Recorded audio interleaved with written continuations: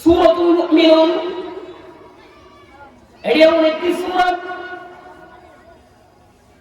একবার সাহাবায়ে কেরাম আম্মা জান আয়েশা রাদিয়াল্লাহু আনহার কাছে গেলেন।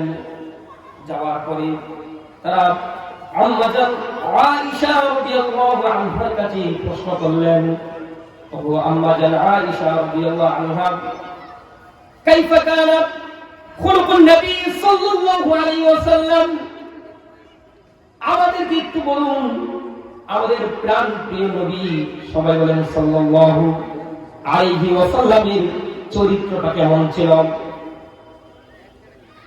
আম্মা জান আয়েশা রাদিয়াল্লাহু আনহা বললেন, কানা খুলুকুল কুরআন,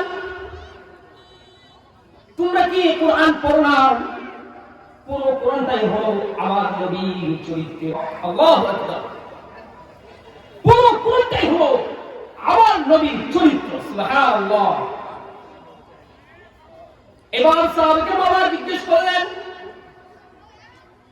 আপনি যদি আমাদের জন্য একটু সংক্ষিপ্ত আকারে বলে দিতেন, যাতে করে আমাদের জন্য বুঝতে বিষয়টা একটু সহজ হয়।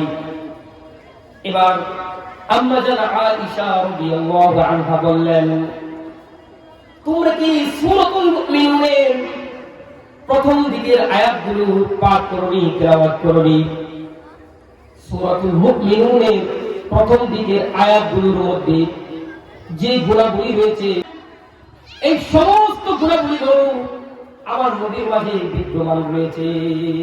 সুবহানাল্লাহ।